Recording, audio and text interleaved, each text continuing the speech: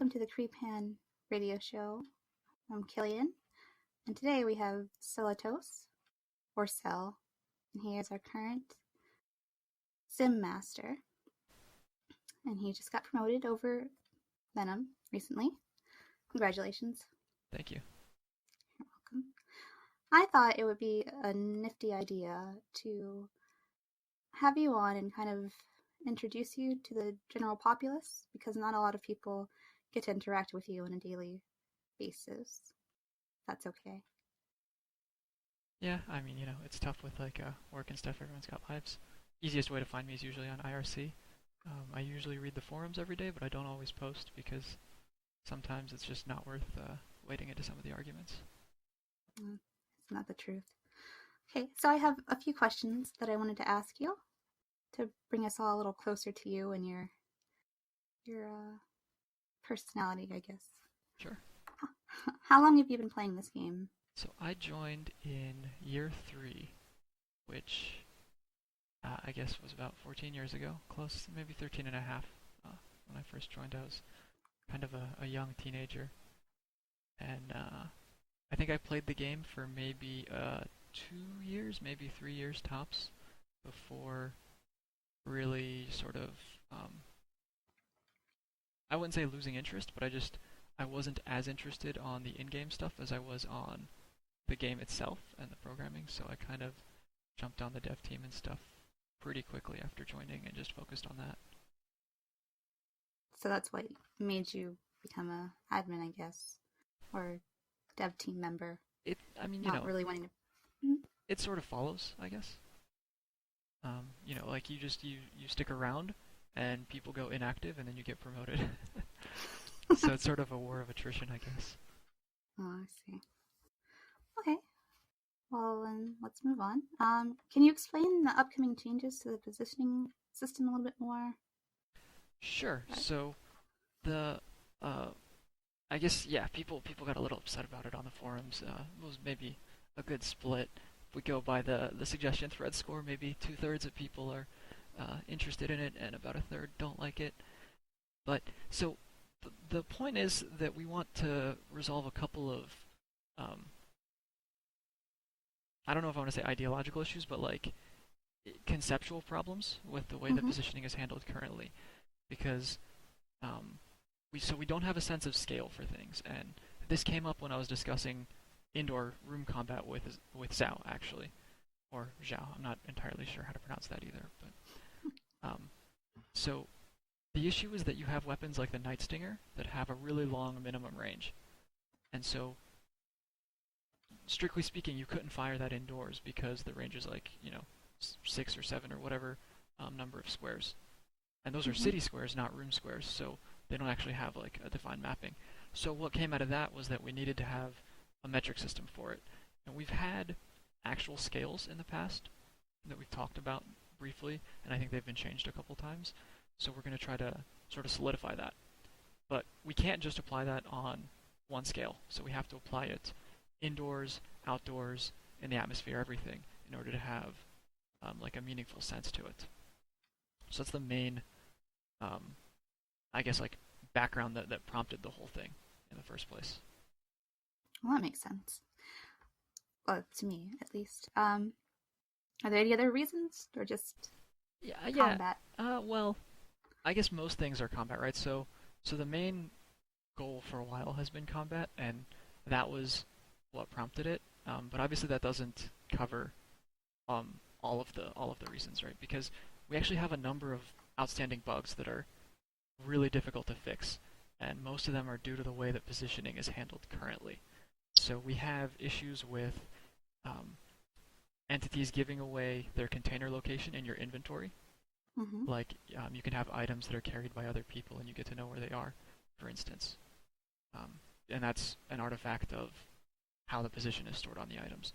And so from a technical standpoint, we want to switch to a new system that lets us eliminate those kinds of holes.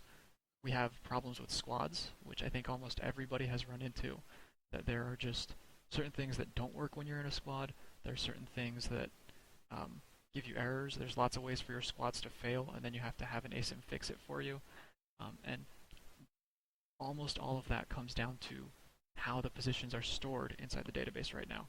So we're kind of trying to go for two birds with one stone. We have the gameplay motivation, which helps resolve some of these problems with indoor combat and make outdoor combat make a little bit more sense. And then we have a lot of technical issues that need to be resolved, because the game tends to rapidly progress until we encounter a problem with the engine itself that requires a lot of rework to fix. So if we want to implement a new feature, it's actually usually really quick until we find out that it's incompatible with how we've done something else. And then everyone's like, wait, I don't want to rewrite all of that, so I'm just going to go inactive and hopefully someone else will handle it. I mean, like, that happens, like, a lot. You'd be surprised. So I wouldn't be that surprised, actually. fair enough. I guess you've been around long enough, right? Yeah, yeah. But I didn't even realize that those were problems that we were even having. Oh, yeah. But I don't really talk to anybody in any kind of development role about development things. It's probably something that we need to communicate more, I think. One of those things I've been tossing around. We had people requesting, like Navigekron over a year ago was requesting a lot about getting more statuses. And initially I was like, I don't want to spend time on this because I'd rather be programming, and I think I put that into a thread.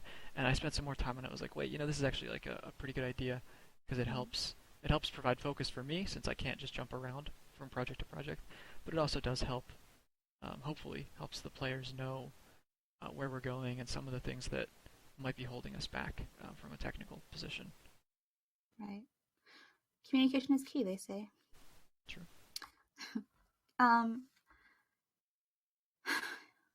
Let me see. Can you explain your plans for the hyperspace changes as well? Yeah, so hyperspace is sort of another incidental, because we're already changing the position system. We can just kind of roll hyperspace into it. It's actually a conversation that I had with Mikkel about 4 months ago. I was toying around with this idea of making a hyperspace minigame type thing, because I mean, in canon and all that, hyperspace is supposed to be really dangerous, and it's supposed to be very complicated, and the Combine doesn't really model that right now. Mm-hmm. So what we wanted to try to do was create both sort of an expanded simulation of it, and also something that provides in-game opportunities. Because right now the game's focused on trading, which is fine. I mean, trading is interesting because it has a lot of social stuff. Production and mining, which mostly support trading. And then we wanted to go towards combat. But that sort of narrows the available roles. And in particular, the only in-game information that we have ends up often running into the ICOOC type of issue. And so it would be really nice to have tangible in-game only intel. And so the hyperspace changes actually kind of fit into that kind of nicely. But it's also, I think it's just fun to have something that's a little bit more modeled. It gives players who might not be interested in combat and might not be either interested in or good at trading something to do, because they can try to map out this hyperspace plane. I'm really looking forward to it. I think it's going to be a really fun addition. I'm glad it's being implemented. Oh, well, I'm glad you're excited about it. Glad you're positive about it as well. That's always nice. I'm always positive about changes. Changes are good. So, given all these things, how do they fit into the overall plan for the Combine? Well, so the main thing is definitely still ground combat. Mm-hmm. It's the position changes, of course, were completely absent from the thing, but mostly, it's sort of, we identify dependency as we start working on something. So we were starting to get into combat and trying to figure out all the rules for it, and it was things like, oh, well, people need ranges for indoor combat, people need time dilation for combat activities, which actually still hasn't been quite sorted out yet, because the rules are difficult. I mean, people raised some good points in the positioning thread that if combat just slows down everything, in its immediate vicinity, people can use that to suppress other players without necessarily actually attacking them. And that's actually a really good point. So we're going to have to sort of think about that a little bit. But the main thing is that it's all a dependency of combat. We need a new position system because the current one is buggy and hard to work with. We need a metric aspect to it because we have to have intelligent ways of determining weapon ranges. And then it also gives us a parent, or not a sibling project, rather, in overhauling the vision system, which has actually been a goal for a while, but we just hadn't really gotten around to it. I have just a side question that I'm sure a lot of people are kind of interested in. Because of all these changes, how long do you think it'll take before it's all implemented? That's a really good question. So we tend to say, oh, it'll be ready like next sync or next month or whatever, and deadlines tend to fly by. But we'll actually, we're working almost entirely on the position changes right now. So some of the devs are fixing bugs, like Ted is mostly fixing bugs because he's new, he's getting familiarized with the system. But I'm spending most of my free time on the position changes. So right now, what we have is the back-end changes are ready, so I can represent the position of anything and find out where anything is. And so what we actually have left is to implement movement, and then to implement vision, and then to update all of the UIs and stuff.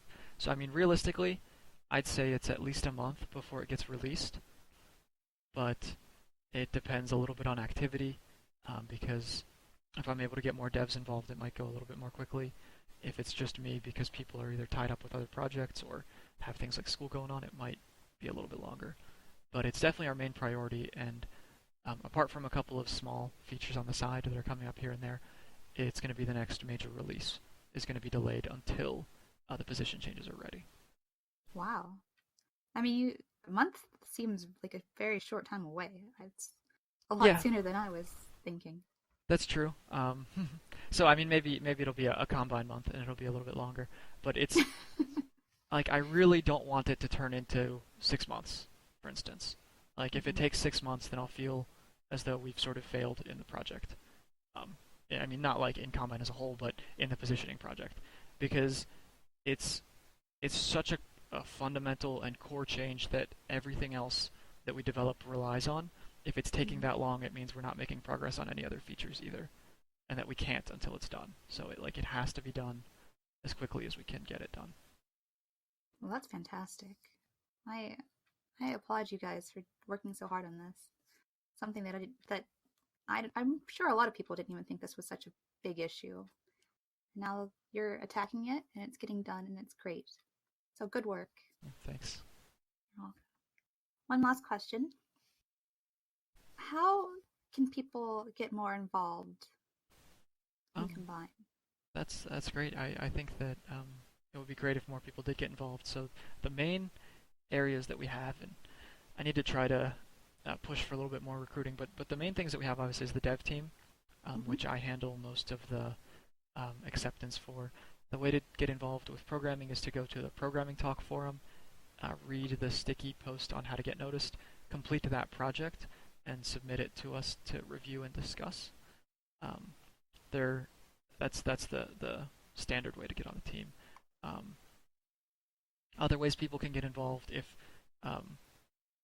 let's see, if you're not a programmer but you're good at artwork, for instance, we have an art team, and the art team is pretty inactive right now. So if someone knows how to do 2D art or 3D art, there is absolutely a place for you. You just need to post on the forums, message me, message anyone that you know that's on a Combine team, message an ASIM someone. We'll be able to figure out how to get you involved in artwork. For people who aren't artists, aren't programmers, we actually have a lot of other things, like the descriptions team, the white scenarios, and the role-playing. Not necessarily on the role-playing team, because that's like sort of the moderators and staff. I don't know, that's up to them to decide. I don't know if they actually need more people, but we do always need more people to run scenarios, as game masters. So if you have an idea, you just go to the role-playing forum, go to the White Scenario forum, read the instructions, and post your scenario idea, and you can get compensated for that in Combine points as well, always. I think I mentioned we have the descriptions team as well, which writes descriptions for all of the entities in game. We have a lot of stuff that still needs descriptions, of course. That pays Combine points. We have an NPC scripting team, which is sort of a hybrid of descriptions and programming in terms of skill set, because they do programming for the NPCs, which is in a variant of the Lisp programming language, but they also need to have in-game knowledge, have the sort of creativity that you see in people who come up with the scenarios and game masters and stuff, because they're going to be designing most of the quests and implementing most of the quests. So they have to be a little bit technically capable. It's not as involved as the programming team, but it's not, it's not like totally irrelevant. But we have training for that, of course. And so the best way to get involved in the NPC team is to talk to either Elias or Kay Dalbin. Kay is mostly handling the actual scripting part of it, and Elias is handling a lot of the quest design overview type stuff. So I'd say those are the two main points of contact for that. Am I missing any teams that you can think of? Not that I can think of, but if you are, I'm sure somebody will make a post on the thread and That's true. tell me all about it. That's true. People do tend to do that, yeah. But yeah, so absolutely. Forums are a good way to get involved. Just find the right suggestion forum and see if there's a topic about it, and then email the moderators. They're always, points of contact for their various forums. Although, don't email stupid stuff to Mikkel, because he'll probably just ban you. That's always a good rule of thumb. That's true. Well, thank you so much for your time. I know you have a lot of things to do. Oh, thanks for having me. You. No problem. I hope I can get you again sometime, maybe after the release and everybody is figuring out how to move their ship from one square to the next. Sure. It would be it'd be nice to come back, and hopefully it won't be 6 months. Hopefully it'll be a little bit sooner than that. Hopefully. All right, thank you all for your time. It's been another Crepan Podcast. Have a good one. Okay, we're done. Cool. That went well. It did. All right, so let's see. Let me stop recording.